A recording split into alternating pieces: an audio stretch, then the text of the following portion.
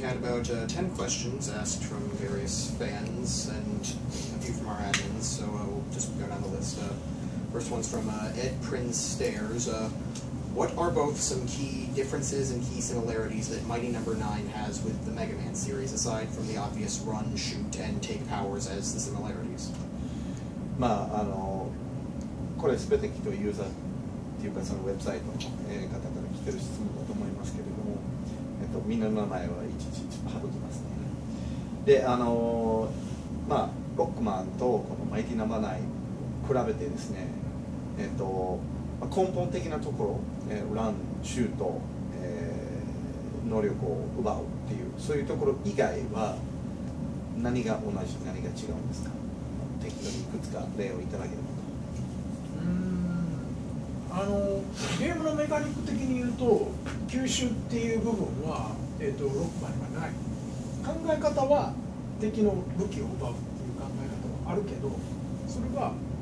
メカニック的にはない部分なんで、今回そのメカニック的にその吸収っていうのを入れてるんで、それが一番このマイティの大きな特徴になってて、それが他とは違う、他のゲームと全く違う部分なんで、そこは全然違うかな。同じっていう部分で言うと、その違うメカニック入れてるのになんかこう懐かしさとか、あ、メガマンやった時のあの感覚っていうのが残ってたりするので、その部分は一番大事にしたところなんで、全然違うゲームやってるのに、あ、同じ感覚懐かしい、俺もできるかもっていうのがこのゲームの同じところであり違うと思うかな。One of the key differences and what makes for Mighty No. 9's core identity is the dash into the absorption feature. The concept of stealing weapons obviously was in Mega Man, but it's never been presented like this. Like your basic enemy, you're able to shoot, weaken, and then if the timing is right, absorb. This sort of gameplay loop is unique to Mighty No. 9, and it creates a risk-reward scenario of, have I weakened the enemy enough to charge in there and absorb? Have I waited too long to charge and absorb to the point where my score is going to be lower and my absorption percentage be lower? So for almost every enemy you're up against, there's this risk-reward dilemma that occurs, and that sort of fuels the basic core speed in gameplay within Mighty No. 9, and you don't feel that at all in Mega Man. That being said, how they're alike is that when you're playing Mighty No. 9, you certainly feel that there's an essence to it that does feel like old school games. So people who have played this sort of games are going to come to this and feel a certain amount of nostalgia. So being able to nail the fact that you've got the classic sort of feeling to the game, but yet it has its own unique visual game identity is something they're very proud of to have been able to achieve. Okay. Next question is from Dash Troxon. We know you've considered the possibility of a Mighty No. 9 Legends in the future, but have you considered making a completely different IP with the Legends style instead? マイティナンバー9のレジェンズ系のゲームはいろいろ検討してはるっていうのは分かりますけれども、マイティナンバー9っていう IP 使わずに一から違う IP でレジェンズ系っぽいものを作るのは考えたことありますレジェンズ系、レジェンズ系やけどマイティナンバー9の IP を使わない。言い方してる。まあ分からへん。作りたいっていうところで、マイティナンバー9使ってレジェンズ系考えるか使わずに考えるかの違いってあんまりないと思うんだよね。レジェンズを何をもってレジェンズって言うかだと思うんだよね。何を作ったってレジェンズにはならないじゃん。言ったってメガマンレジェンズの版権を取らない限りレジェンズにならないよね。だからマイティナンバー9を使おうが使う前が、ユーザーがレジェンズ系なんだと思ってもらえるものであれば、それは多分いいものだと思うんだよね。で、そういうものを求めてるんであれば俺たちも作りたいと思うし、やっぱりユーザーが求めてないのに俺たちはメガマンレジェンズがやりたいんで別にレジェンズ系をやりたいわけじゃないんだ。だったらやっぱ作っても意味がないと思うので、その辺を逆に知りたい。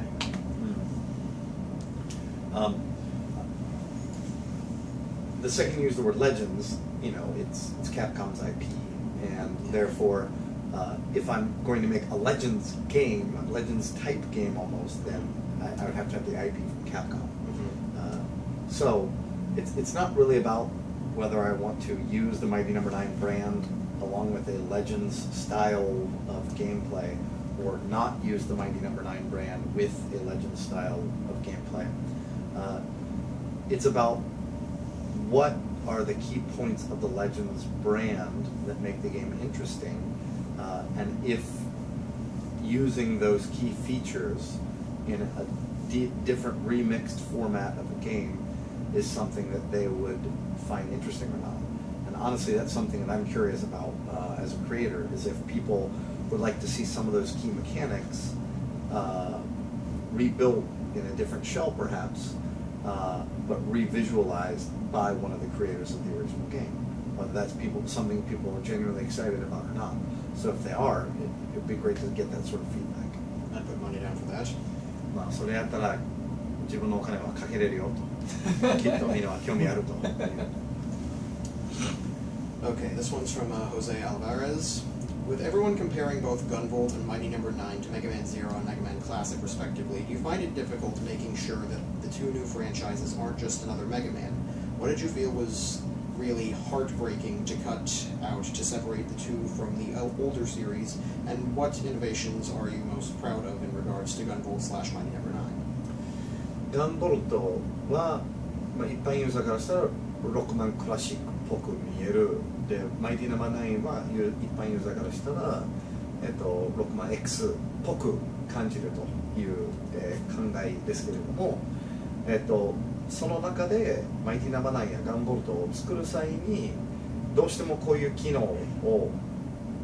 入れてはいけない、入れてしまったらロックマンに似すぎるという、ところがあったのか、またどういうところを入れてこれは革新的でやっぱりこれが入ることによってはちょっとロックマンシリーズと差別化ができるよと、それ1個ずつ例があれば教えてほしいんですね。そうだね、やっぱりロックマンと同じデザインにしてはいけないっていうのは当然それはやっぱり権利を持ってるんで、すごい考えたところかな。どうしてもやっぱり自分たちがデザインするとロックマン自身もそのデザイン俺がやってる部分があるんで、やっぱ同じギミックを使いがちになっちゃうんだよね。でもそこはあえてやっぱ同じギミック使わないようにスタッフに指示してやらした部分があるんで、タッチっていうところに関してはもうこれはもう俺の癖なんで、そこは変えれないんで、そこにはやっぱ別に権利っていうのは発生しないと知ってるんで、それは意識しなかったけど、やっぱりその一個一個のデザインのギミックっていうのは全部見比べたら分かると全部違うっていうところの意識っていうのはしてる。でもさっき言った感覚っていう曖昧な部分分かるよね。やってみて、あ、これメガマン見たいとか、見て、あ、メガマン見たいっていうその人の感覚っていうところはすごい逆に意識した、その感覚っていうのはやっぱり昔を思い出してもらわなきゃいけないんで、やっぱりメガマンだけじゃなくって昔の、横スクロールアクションゲームを思い浮かべるような感覚っていうのは同じように持っていくっていうことで、今回それもちゃんと入ってると思うね。やっぱりメカニックが全然バトルメカニックが違うけど、その部分は感覚は一緒っていう、そういう意識を、マイティに関してはした。まずマイティとガンボルトは私から、ガンボルトに関しても、まあ、基本的には同じで、まあ、全然違うゲームなんですね。ロックオンして、来歴流してで、スピーディーにしようっていうところはすごく、注意して作りました。でただその慣習というか今までアクションゲームをやってきた人たちが慣れ親しんだ操作系というか、まあ、フィット感というか操作感っていうのが絶対必要だろうと思ったんですよね。その時にじゃあ、稲宗さんとインティクリエイツで作っているゲームをやる人たちっていうのは、まあ、昔ロックマンをやってたりとか、まあ、もしかしたらマリオとかドラキュラとかもやってたかもしれないですけども、そういったサイドスクロールのアクションゲームをやってた人たちがパッと触ってみて違和感がない、あ、これは操作しやすいねって思えるところだけはやっぱり必ずやらなきゃいけないと思っていたので、その慣習にのっとったその皆さんがやりやすいと思うところだけは確実に、作ろうということでここを抑えました。それ以外のところはユニークな新しいゲームとして作ってあります。 So if there's one area, first Inafune-san answers, if there's one area where we felt that we had to cut or alter in order to make sure we had a unique product in our hands, it was probably the visual design to some certain extent, and that is, I'm the original character designer for Mega Man, and so I have my own unique style that I'm used to when it comes to designing characters. Therefore, to know that I have to design something in a different, unique way from almost my own natural character design style so that it stands apart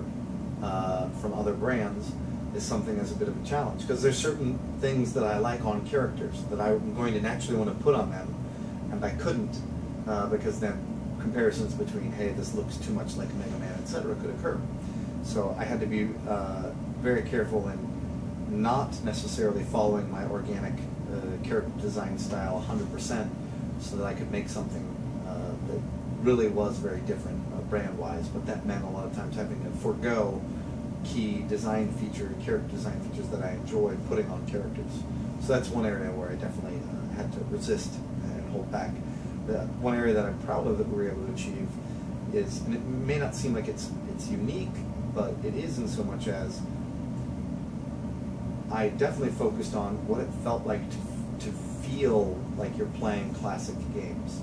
These old school games, these 2D side-scrolling games, I really felt that I captured the intuition, the sensibilities, the overall feeling, the speed, etc. of those games, and we'll be able to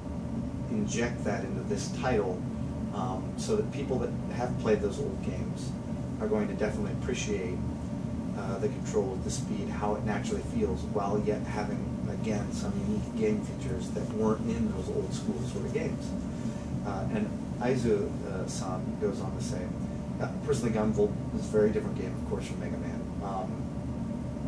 But I definitely knew the one area that we absolutely had to make no compromises on were the controls, the feeling, very much as to what Inafune-san said.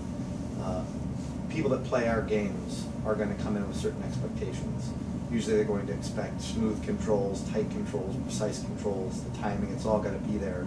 Unfortunately, that's one area that we specialize in. But we knew that's one area that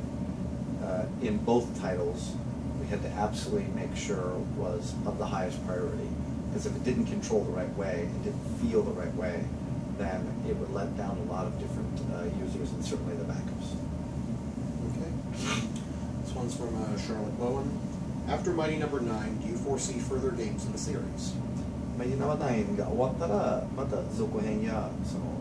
シリーズが続くことを、期待してます。そうですね、やっぱりユーザーの反応っていうのは大事なんで、ユーザーが求めてればもちろん続編っていうのは作りたいって思ってるし、やっぱり今回の、バッカから集めたお金だけで自分たちのやりたいことが全てできてるかっていうとそうじゃないんで、やっぱりやり残したこととかもっと広げたい世界観っていうのがあるんで、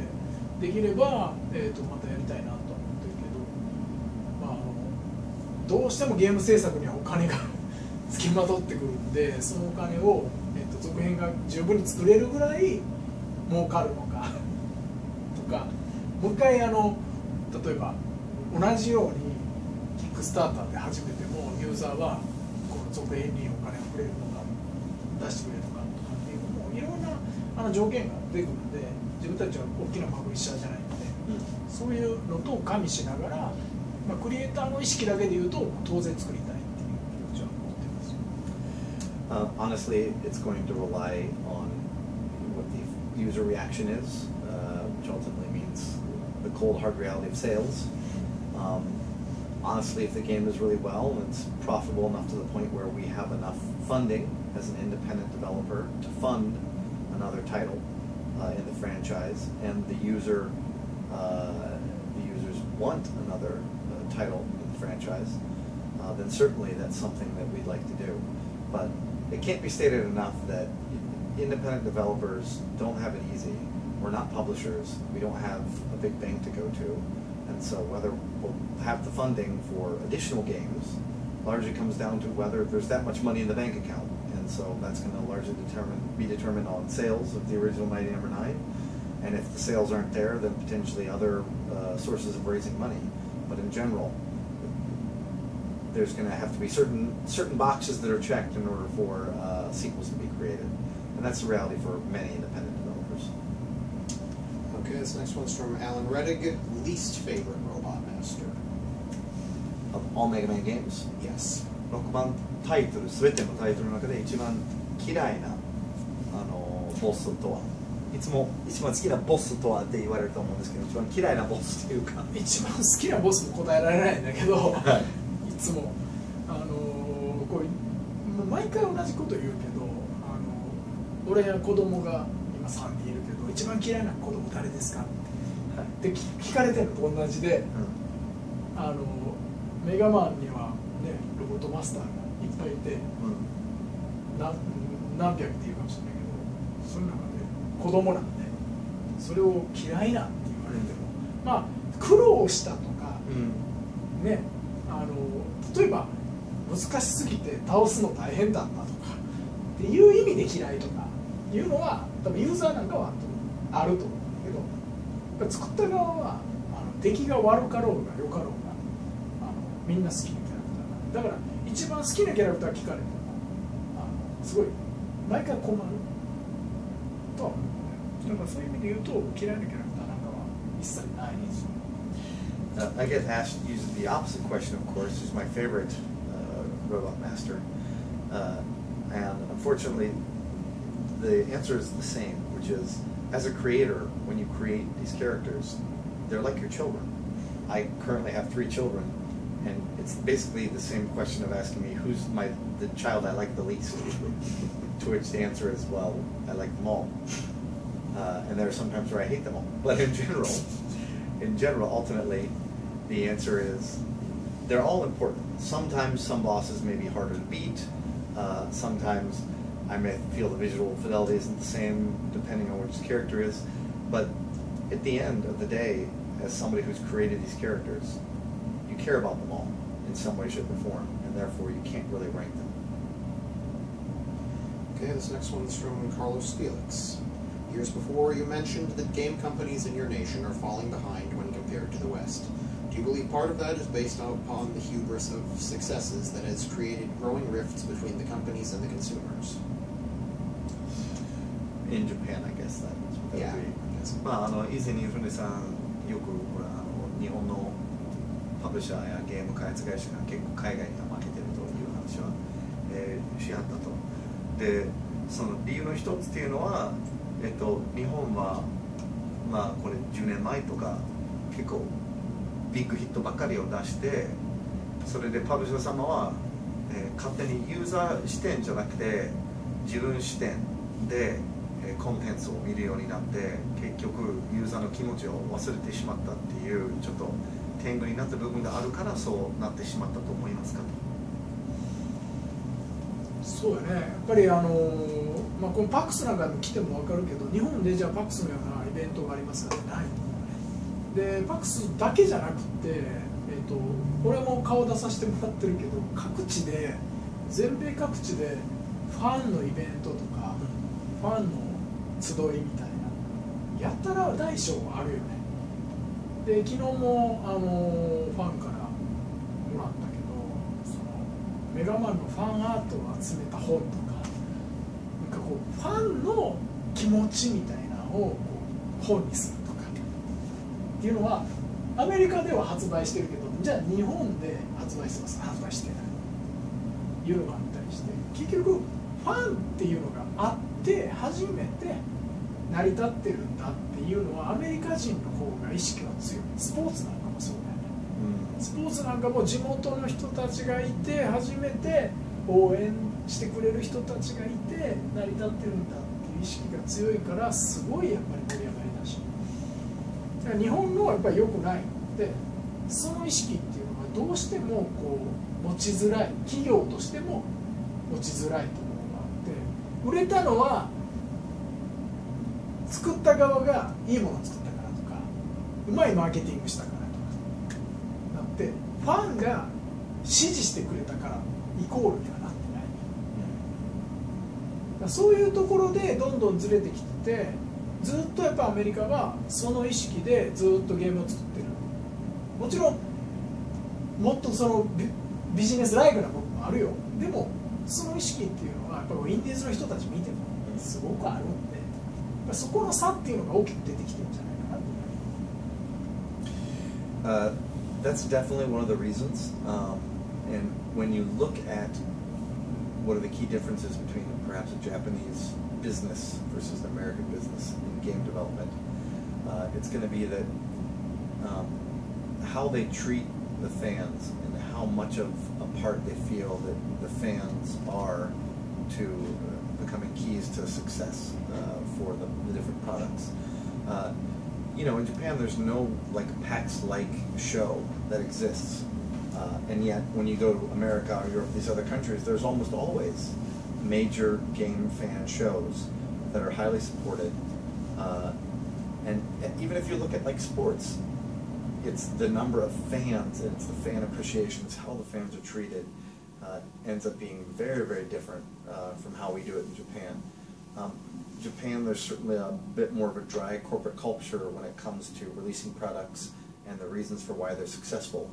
A lot of times we'll say, oh, because the game creators made a good game, or because, oh, it was marketed the right way, or et cetera, et cetera. But the idea of, oh, because the fans supported it, or we treated our fans the right way, that's never really put in the list of reasons why the game was successful for Japan. So as a culture, almost a corporate culture, it's really hard in Japan for us to focus on the fans, to put ourselves in the fans' shoes, and build out our products and strategies based on that. Whereas America, and there's other reasons why, of course, American games have become more and more successful, but that's certainly one thing that they're able to do. They were able to build out community websites, pages, etc., much sooner than any Japanese company ever did. But that shows just the difference between the key cultures, I think, in development. And this will be your last question. Okay, last question. Let's make this one count. Okay, Jose Alvarez, if Capcom approaches concept with the plan to have your group make the next Mega Man game, similar to how Capcom made some Zelda games for Nintendo, what would your approach be on returning to the series, general story and gameplay-wise? Capcom が万が一、億が一、超が一っていう、はい、言い過ぎか。まあ、イヌフレ様の方に次の6万ゲームは作ってほしいというのを、まあ、昔カプコンは任天堂のゼルダシリーズ1と作ったと思いますけれども、そのような形で作ってほしいという話になれば、イヌフレ様はちゃんとそういう6万シリーズをらしさ、そしてまたいい方向に向かうようにどういうことにします？どういう考えがあります？そうやね、まあ、まず言ってもらえてどういう立場でやらせてもらえるかによると思うけど、多分今回マイティがやったことと同じファンベースを一回ちゃんと作って、でその中で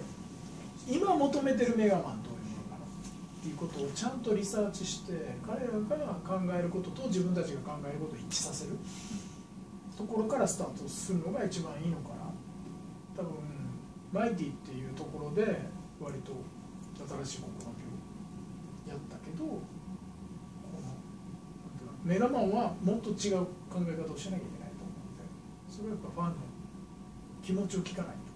といけない。そこからスタートかな。Honestly, it would depend ultimately on what sort of creative freedoms I would have, etc. If making that sort of title for them. But that being said, the most important thing, if I was going to try to reinvigorate the franchise, it's been a while since there's been any truly like new number of titles in any of those series, and so what people think of when they think of Mega Man titles, and what the perception is, and what sort of expectations they have, I think there's a wide variety of them, but being able to hone in on what the core beliefs, core expectations, etc. are, would be absolutely necessary. So I would, from an early point, start working with the fans to realize what that is, and then make sure we could find the right blend of what we, the creators, would want to make the game as, and what the fans would, what their expectations would be, and try and find where we could meet in the middle on that sort of a production. Because I've learned, certainly with Mighty Number 9, hearing your fans out and working with them as early as possible helps you shape and craft an even better experience, and that would definitely be necessary, I think, with the Mega Man universe. Awesome. Thank you. Cool. Okay. Well, we'll wrap it up, and then you guys can go maybe downstairs and do the Aizu interview in the lobby. One second.